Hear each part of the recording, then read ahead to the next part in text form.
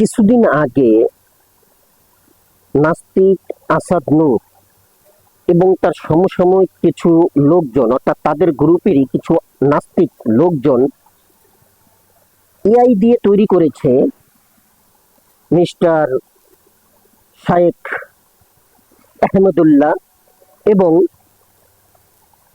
আজহারি সাহেবের দামি তৈরি করেছে এআই দিয়ে, এবং তাদেরকে পাশে রেখে তারা কিছু কথা বলেছে। তারা সেই ভিডিওটি এমনভাবে করেছে এবং তাদেরকে বোঝাতে চেয়েছে, বিশেষ করে দেশবাসীর উদ্দেশ্যে তথা বিশ্ববাসীর কাছে এই চ্যালেঞ্জ ছুড়ে দিয়েছে। শায়েখ আহমদুল্লাহ আজহারি সাহেবকে বলেছি, আপনারা আসুন আমার সঙ্গে কথা বলুন, চলুন আসুন কথা বলুন আমাদের সঙ্গে। কোরআন হাদিস ছাড়া একটা কথা হবে না। ইউনুস থাকবে, হাসানাত আব্দুল্লাহ থাকবে, সার্জিস আলম থাকবে, সবাই থাকুক। ডক্টর ইউনুসের মতো জ্ঞানী একজন মানুষ, হাসানাত, সার্জিস আলম, সমন্বয়ক যারা আছে, দেশের জ্ঞানীগুলি যারা আছে, সবাই দেখবে, একটা আলোচনা হোক। যে তারা বেশ কিছু প্রশ্ন করেছে, ইসলামের ভুল ধরেছে, কোরআন শরীফের ভুল ধরেছে এবং বিশেষ করে হাদিসের ভুলগুলো ধরেছে তারা, এবং হাদিসের ভুলগুলো যে কোরআনের সাথে সাংঘর্ষিক মিলে না, এই জিনিসটা তারা বোঝাতে চেষ্টা করেছেন, প্রাণপণ চেষ্টা করেছেন যুক্তি সহকারে। এবং তারা যে যুক্তি সহকারে যেটা বোঝাতে চেয়েছেন, এটা অনেক সাধারণ লোকই বুঝতে পারবে না, কিন্তু যারা ইসলামের শায়েখ আছেন, যারা ইসলামী জ্ঞান রাখেন, তারা এই জিনিসগুলো বুঝতে পারবেন যে আসলে এই নাস্তিকগুলো কথাটা ভুল বলেছে কি সঠিক বলেছে। এখন এই নিয়ে আমাদের এক ভাই আবার ভিডিও করেছেন।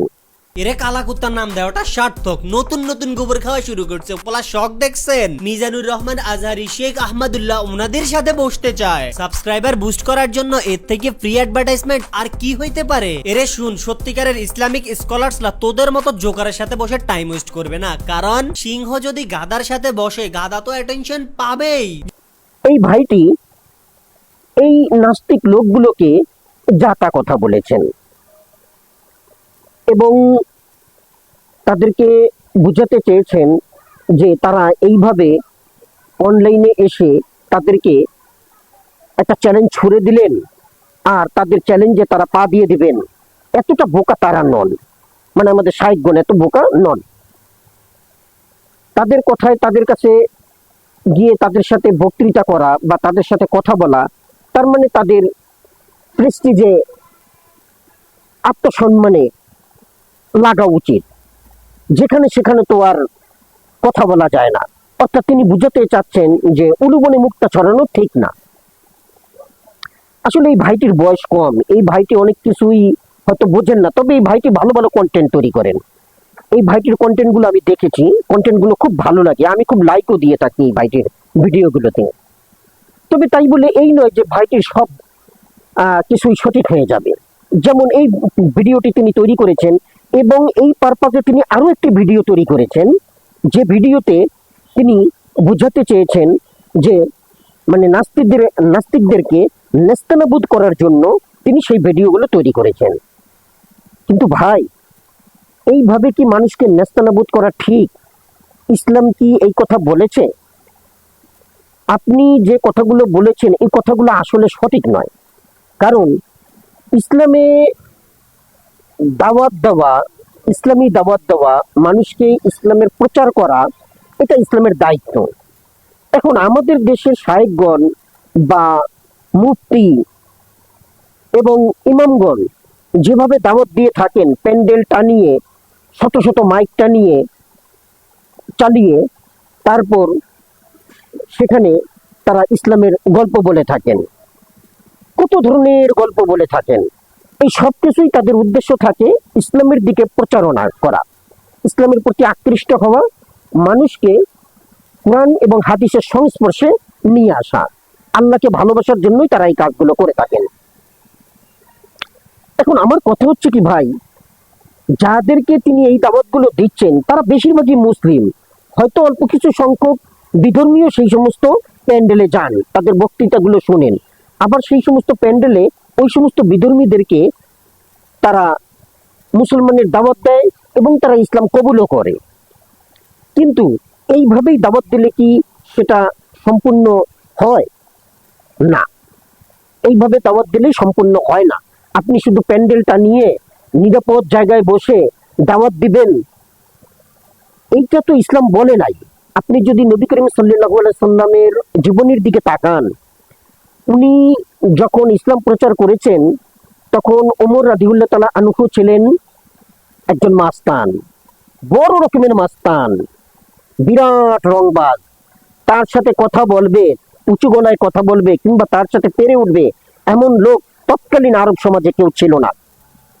এবং যদি কেউ সেই অদ্ভুত দেখাতো তবে তাদের গর্দান তিনি ফেলে দিতেন। এমনকি সেই ওমর রাদিয়াল্লাহু তাআলা আনহুও নবী করিম সাল্লাল্লাহু আলাইহি সাল্লামকে মারার জন্য উদ্যত হয়েছিলেন। অথচ নবী করিম সাল্লাল্লাহু আলাইহি সাল্লাম কি করেছেন? তিনি তাকে ইসলামের দাওয়াত দিয়েছেন, তাকে বলেছেন ইসলাম গ্রহণ করার জন্য। অত বড় মাস্তান হওয়া সত্ত্বেও, তিনি একজন নাস্তিক হওয়া সত্ত্বেও তিনি ইসলামকে বিশ্বাস করতেন না, ইসলামের ঘোরতর শত্রু ছিলেন। অথচ তারপরও তাকে ইসলামের দাওয়াত দেওয়ার জন্য, ইসলাম কবুল করার জন্য তাকে দাওয়াত দিয়েছেন।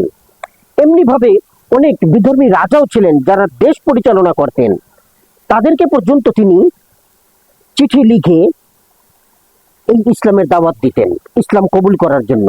এমনকি তাদের নিকটে গিয়েও তাদেরকে ইসলামের দাওয়াত দিতেন, তাদেরকে ইসলাম কবুল করার জন্য। শুধু সাধারণ জনগণ বা নিম্নবিত্ত ধরনের জনগণের কাছেই তিনি পৌঁছিয়েছেন এমনটি নয়, তিনি সবার কাছে পৌঁছেছেন। এখন আমাদের দেশের শাইখগণ এবং ইমামগণ, মুফতিগণ যেভাবে ইসলাম প্রচার করেন, এইভাবে প্রচারের চেয়ে আমি মনে করি এই যে যারা নাস্তিক আছেন তাদের কাছে ইসলামের দাওয়াত দেওয়াটা অতীব বেশি জরুরি।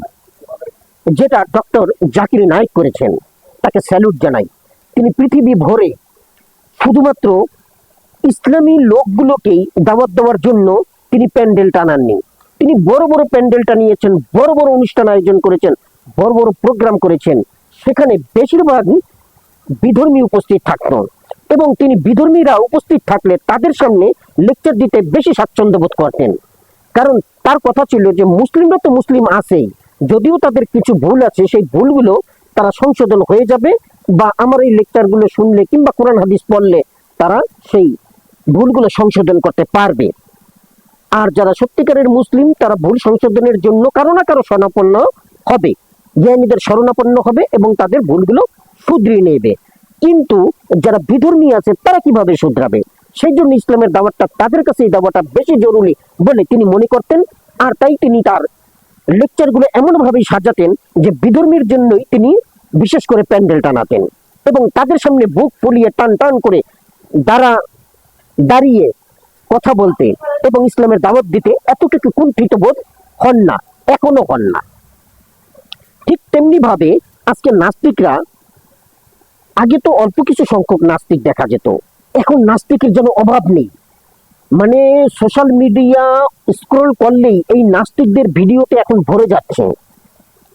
এখন দেশে দেশে এত নাস্তিক হচ্ছে, তারা ইসলামের থেকে বিপথে চলে যাচ্ছে। তাদেরকে ইসলামের পথে আনার জন্য তাদেরকে তো দাওয়াত দিতে হবে। দেখুন নাস্তিকরা কি করেছে, আসাদ নূরের কথাই দেখুন, তিনি এখানে কাদেরকে হাজির করেছেন। আপনাদেরকে পরিচয় করে দিচ্ছি। আপনারা দেখতে পাচ্ছেন আমাদের সাথে স্ক্রিনে আছেন মুফতি ইমরান বিন বশির। মুফতি ইমরান বিন বশির, আপনাকে স্বাগত জানাই। ধন্যবাদ আসাদ ভাই, আপনাকে আমাদেরকে লাইভে যুক্ত করবার জন্য, কিছু কথা বলবার সুযোগ প্রদানের জন্য। আমাদের সাথে আছেন হাফেজ এনামুল হক। হাফেজ এনামুল হক, আপনাকেও স্বাগত জানাই। জি ভাই, আপনাকে অসংখ্য ধন্যবাদ আসাদ ভাই, আমাদেরকে লাইভের মাধ্যমে কথা বলার সুযোগ করে দেওয়ার জন্য আপনাকে অসংখ্য ধন্যবাদ। এবং আমাদের সাথে আছেন হাফেজ মাওলানা মুফতি আব্দুল্লাহ মাসুদ ভাই। আব্দুল্লাহ মাসুদ ভাই, আপনাকে স্বাগত জানাই। ধন্যবাদ আপনাকে এবং আজকের এই চমকের লাইভটি দেখার জন্য আমি যারা দেখছেন তাদেরকে বলবো লাইভটা শেয়ার করে দেবেন এবং অন্য সবাইকে তাড়াতাড়ি চলে আসতে বলুন। যার জিলাপি হালুয়া রুটি প্রয়োজনে চাটা নিয়ে বসুন। আজকে আপনারা এমন কিছু শুনবেন যা অনেক কিছু নতুন মনে হবে। ধন্যবাদ। অনেক ধন্যবাদ মুফতি আব্দুল্লাহ মাসুদ ভাই। আমরা আসলে দর্শক বন্ধুদের কাছ থেকে জানতে চাই যে আপনারা কি আমাদেরকে দেখতে পাচ্ছেন ঠিকঠাক? যদি দেখে থাকেন তাহলে নিশ্চয়ই কমেন্ট করে জানাবেন। এবং অর্থাৎ এরা প্রত্যেকেই স্ব জায়গায় প্রতিষ্ঠিত এবং তারা এক একজন মুফতি, মাওলানা, হাফেজ পর্যন্ত আছেন। এই সমস্ত লোকগুলোও কিন্তু এখন নাস্তিক হয়েছেন। নিশ্চয়ই তাদের বোঝার ভুল থাকতে পারে। এখন যদি তাদের বোঝার ভুল থাকে, তারা তো মনে করতেছে না তাদের বোঝার ভুল আছে। তারা দেখিয়ে দিচ্ছেন চোখে আঙ্গুল দিয়ে যে হাদিসের কোথায় ভুল আছে, কোরআনের কোথায় ভুল আছে। তাহলে তারা যেহেতু দেখিয়ে দিচ্ছে এবং তারা অফারও করতেছে, এমনকি আজারি সাহেবকে বলতেছে যে তারা প্রয়োজনে 10 লাখ টাকা দিবেন, তারা তাদের ডিবেটে অংশগ্রহণ করুক। আমার কথা হচ্ছে, আজারি সাহেব টাকার জন্য না হোক, টাকার জন্য তো সব জায়গায় প্যান্ডেল টানান, এখন এইখানে না হয়, টাকার জন্য না হোক, আল্লাহ তাআলার রাজি খুশির জন্য, তার সন্তুষ্টির জন্য তার জানকে কুরবানি করে, অর্থাৎ তার জানকে আল্লাহর রাস্তায় দান করে তিনি তার সমস্ত জ্ঞান মেধা দিয়ে ওই সমস্ত নাস্তিকদের সাথে কেন ডিবেটে আসেন না? ডক্টর ইনায়েতুল্লাহ আব্বাসী এত ভালো একজন বক্তা, তিনি, তার কাছে নাকি সবাই হার মানে, তিনি এই কথা বলে থাকেন। এখন নাকি তার সাথে কেউ ডিবেটের আলোচনা করলে নাস্তিক যারা আছে তারা ডিবেট করতে চায় না, এমন কথা তিনি বলেছেন। তাহলে তারা কেন এদের সাথে ডিবেটে অংশগ্রহণ করে না? একজন মুসলিমের চাইতে এদের সাথে ডিবেটে অংশগ্রহণ করার তো অতীব জরুরি। কারণ এরা যে সমস্ত ভুলগুলো দেখাচ্ছে, এগুলো আমরা যারা সাধারণ মানুষ দেখতেছি, তাদের মধ্যে অনেক ভুল ধারণা সৃষ্টি হচ্ছে। তাহলে কি আসলে হাদিস ভুল, কোরআন ভুল? এই ভুলটা জানার জন্য আমি কার কাছে যাব? আমি তো হুজুরের কাছে গিয়েও শান্তি পাচ্ছি না, কারণ হুজুর সে তার স্বার্থের জন্য ওই হাদিস তৈরি করে এবং ওইভাবেই ব্যাখ্যা করে, তার রেফারে ব্যাখ্যা করে। এখন যদি তারা এই সমস্ত নাস্তিকদের শরণাপন্ন হয়, তাদের সাথে ডিবেটে আলোচনা করে এবং ওই সমস্ত ডিবেটে যদি তাদের ভুলগুলো ধরিয়ে দিতে পারে এবং ইসলামকে সমুজ্জ্বল করতে পারে, তবেই না সাধারণ মানুষ এবং পৃথিবীর মানুষ বুঝতে পারবে যে হ্যাঁ, ইসলাম আসলেই সত্য বা ইসলাম সঠিক জায়গায় আছে। তাই ডক্টর জাকির নায়েকের মতন যারা আছেন, কিংবা আমাদের দেশে আজহারি সাহেব বা ইনায়েতুল্লাহ আব্বাসী কিংবা শায়েখ আহমেদুল্লাহ, এদের নাম করে বলা হচ্ছে, আজকে তাদের নাম করে তারা টাকা অফার করে তাদেরকে অফার করতেছে ডিবেটে অংশগ্রহণ করার জন্য। তারা তো স্বেচ্ছাই তাদের সাথে ডিবেটে অংশগ্রহণ করা উচিত। সেইভাবে আলোচনা করে ডিবেটে, প্রয়োজনে অনলাইনে না করে একটা বাস্তবে, অর্থাৎ আমরা অফলাইনে তাদেরকে প্যান্ডেল টানিয়ে সেইখানে ডিবেটে অংশগ্রহণ করার জন্য, তাদেরকে সাক্ষাৎকার করার জন্য, ডিবেটে অংশগ্রহণ করার জন্য তাদেরকে দাওয়াত দিতে পারি। সেইখানে আসলে সাধারণ জনগণ সেখানে উপস্থিত হবে, তাদের পক্ষেও বেশ কিছু লোক উপস্থিত হবে এবং তারা যখন ডিবেট করবে, যুক্তি খণ্ডন দিয়ে বোঝাতে চেষ্টা করবে, তখনই সবার বোধগম্য হয়ে যাবে ইসলাম কতটা উজ্জ্বল, ইসলাম কতটা সঠিক, এবং ওই সমস্ত নাস্তিক সঠিক কি সঠিক না এইটা প্রমাণিত হয়ে যাবে। এবং তারা তো বলতেছে, যদি তাদের ভুলগুলো ভাঙানো যায় তবে তারা আর এই ধরনের কন্টেন্ট তৈরি করবে না এবং ইসলামের বিরুদ্ধে তারা কিছু বলবে না। তারা সত্যিকার অর্থে ইসলামকে গ্রহণ করবে এবং তারা ইসলামের পথে চলে আসবে। আমার কথা হচ্ছে, তারা ইসলামের পথে আসবে এটা আমি মানি না, কারণ এরা যে পথে গেছে ওই পথ থেকে এই পথে ফিরে আসা খুবই কঠিন। কিন্তু দাওয়াত তো তাদেরকে দিতে হবে, দাওয়াত দেওয়াটা তো ইসলামের দায়িত্ব, কর্তব্য। এই দাওয়াতের জন্যই যে এই আহমদুল্লাহ হুজুর, ইনায়েতুল্লাহ আব্বাসী কিংবা আজহারির মতন হুজুরেরা, অন্য কোনো কর্ম তাদের নাই, তাদের কর্মই শুধু এই একটা দাওয়াত দেওয়া। এই দাওয়াতের জন্যই তাদের জীবনকে তারা বিলিয়ে দিয়েছে। তাহলে এত সুন্দর প্রস্তাবকে তারা নাকচ করে কিভাবে? এই প্রস্তাবকে তো তাদের নাকচ করা উচিত না, এই প্রস্তাবকে তাদেরকে সাদরে গ্রহণ করা উচিত এবং তাদের ভুলগুলো দেশবাসীর সামনে তথা বিশ্ববাসীর সামনে তুলে ধরা উচিত এবং এই কাজটি অতি সত্বর করা উচিত বলে আমি মনে করি। ধন্যবাদ। আসসালামু আলাইকুম।